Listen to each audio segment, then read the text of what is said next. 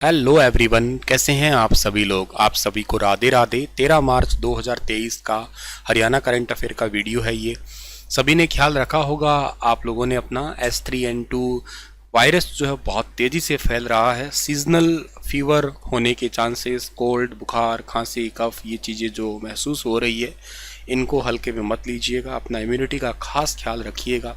चाय अगर पीते हैं तो अदरक तुलसी की चाय पीजिएगा, और मेरी तरह चाय नहीं पीते हैं तो दूध है, दूध के साथ अदरक है, हल्दी है, तुलसी है, और के साथ साथ शहद है, इनका भी निरंतर सेवन करिएगा।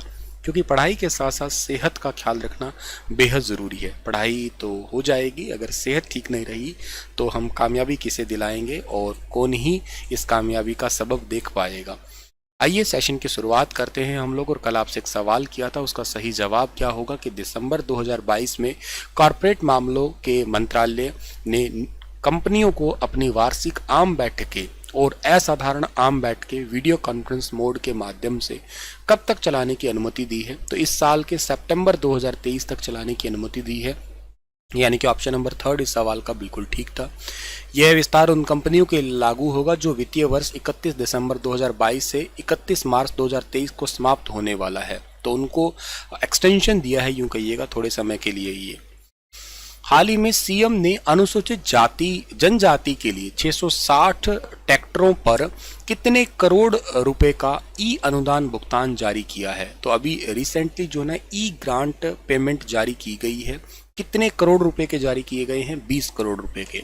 अच्छा, आप लोगों को शायद अच्छे से पता होगा कि हरियाणा के हिसार में हरियाणा कृषि विकास मेले के अंदर बतौर मुख्य अतिथि के रूप में शामिल हुए थे। मेले की गतिविधि, स्टॉल्स वगैरह का अवलोकन किया था। इस दौरान सीएम ने अनुसूचित जाति के किसानों को 660 ट्रैक्टर पर 20 करोड़ रुपए का अनुदान और ई भुगतान जो है ना वो जारी किया है। ये मेला हरियाणा के हिसार की एग्रीकल्चर यूनिवर्सिटी है, वहाँ पे आयोजित हुआ है। भीड़ काफ़ी ज़्यादा, खैर सीएम थे तो थे ही, और बहुत सारी टेक्निक जो है ना यहाँ पे दिखाई गई थी। अच्छा, ये तो चलो बात ठीक है।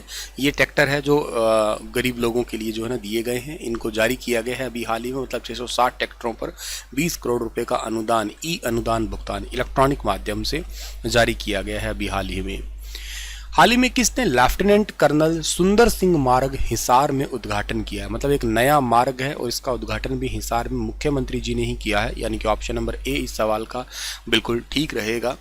लेफ्टिनेंट कर्नल सुंदर सिंह मार्ग का उद्घाटन किया है, और के साथ में यहाँ पे डॉक्टर कमल गुप्ता जो कि माननीय शहरी स्थानीय और निकाय मंत्री भी है, और के अलावा श्री विजेंद्र सिंह भी है जो कि माननीय सांसद भी हैं। इसके अलावा श्री गौतम सरदाना जो कि हिसार के महापौर है नगर निगम के। तो इन सभी के उपस्थिति में ही 12 मार्च 2023 को लेफ्टिनेंट कर्नल सुंदर सिंह मार्ग का उद्घाटन किया गया है नगर निगम हिसार के अंदर। अच्छा, जिक्र अगर हम ये करें कि हिसार की स्थापना कब हुई थी, जब हरियाणा बना तभी इस ज़िले की स्थापना हुई थी 1 नवंबर 1966 को। हिसार का एरिया 3983 वर्ग किलोमीटर है। हिसार के अंदर जो उकलाना है ये रिजर्व सीट है, ये याद रखना आप लोग।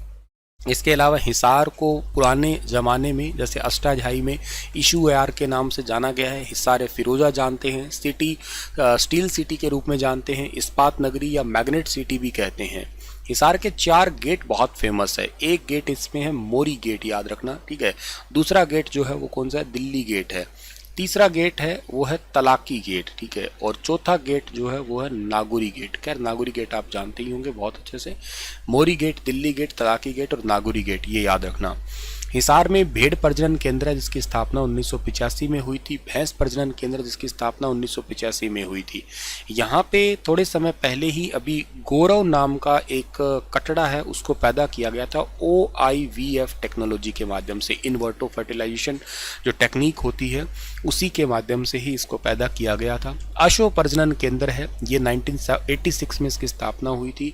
यहाँ पे भारत में पहली, उत्तर भारत की पहली गधी की डेयरी खोली गई थी, गधी के दूध की, ठीक है ना, गधी के दूध की डेयरी खोली गई थी।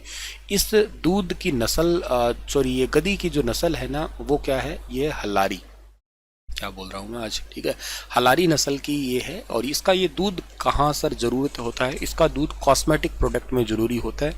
लिपस्टिक हुआ, लिप बाम हुआ, लिपा पोती हुई, आई लाइनर हुआ, फाउंडेशन हुआ, और क्या होता है मस्कारे होते हैं, क्या होते हैं, जो भी है, खैर चेहरे पे जो भी लिपापोती का सामान लगाया जाता है उन सभी में इस दूध की ज़रूरत पड़ती है कॉस्मेटिक प्रोडक्ट पे।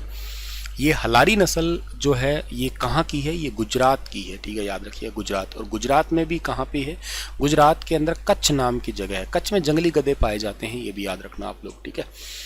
अच्छा, इसके अलावा जो सुअर प्रजनन केंद्र है ये भी हिसार में ही है। 1986 में इसकी स्थापना हुई थी, ये याद रखना आप लोग। हिसार में ब्लू बर्ड है, black bird. Black bird basically हाँसी में है, लेकिन ये हिसार जिले में ही आता है, तो ये याद कर सकते हो आप लोग। हिसार में किसान मेला, खैर आप तो ये पढ़ ही रहे हो आप, किसान मेला लगता ही है। गोगा नवमी का मेला, अग्रसेन जयंती मेला, और इसके अलावा शिवजी का मेला लगता है। जैन मंदिर हिसार में है, बिश्नोई मंदिर भी है, देवी भवन मंदिर भी है। हिसार में महावीर स्टेडियम है, ये भी बहुत इंपॉर्टेंट है। लाला लाजपत राय ने 1886 में आर्य समाज की शाखा स्थापित की थी और 1887 में हिसार में कांग्रेस की शाखा भी खुलवाई थी। मल्लिका शेरावत और यशपाल शर्मा की फिल्मी कलाकार, ये भी हिसार से ही है।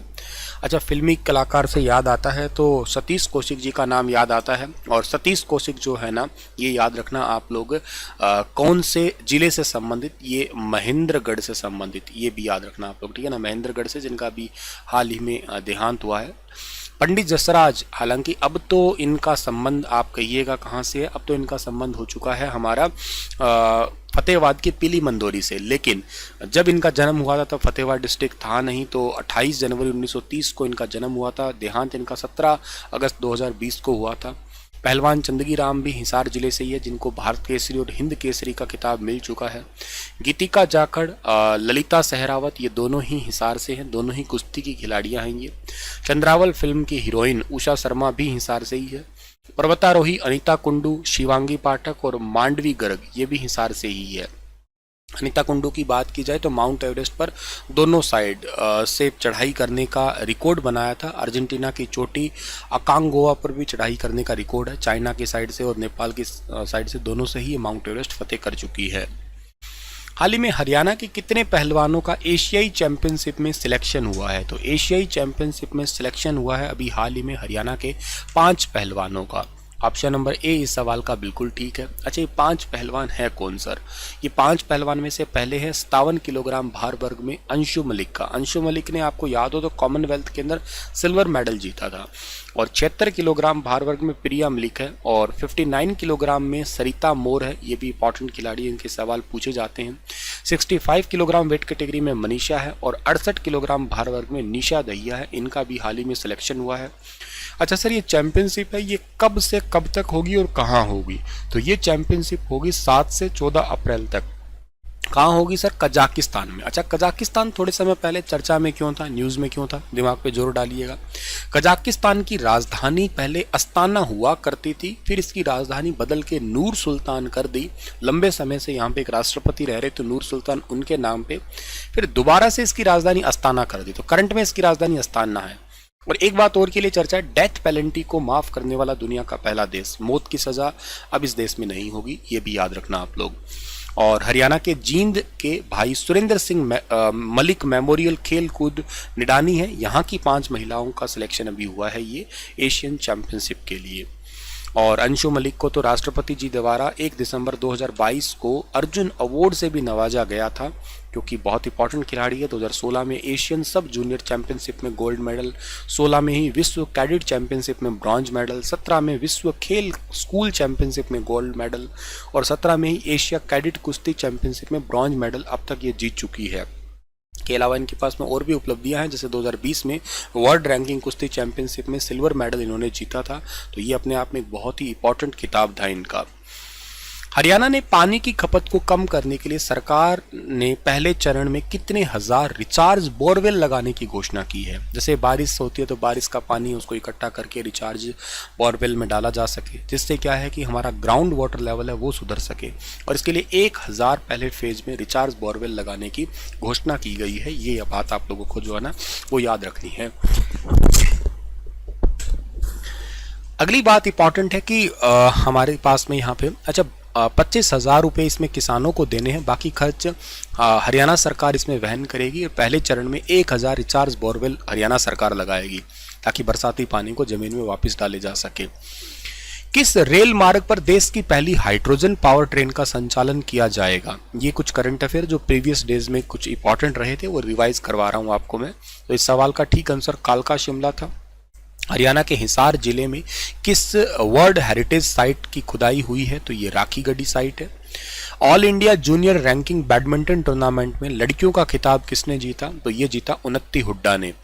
हरियाणा की पहली महिला ड्रोन पायलट कौन बनी है? दिमाग पे जोर डालिए, क्या नाम है इनका? निशा सोलंकी है। हरियाणा दूरदर्शन केंद्र को कहां शिफ्ट कर दिया गया है? इसको शिफ्ट कर दिया गया है चंडीगढ़ में।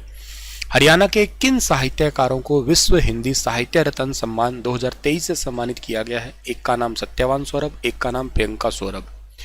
मुख्यमंत्री उपहार पोर्टल का शुभारंभ किसने किया? मुख्यमंत्री उपहार पोर्टल का शुभारंभ किया डॉक्टर अमित अग्रवाल ने।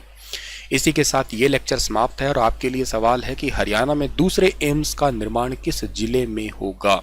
बताइए विस्तार से इसके बारे में, किन किन राज्यों में डबल एम्स है ये बताना, एम्स होता क्या है ये बताइएगा, विस्तार से जानकारी देना। मिलता हूं आप लोग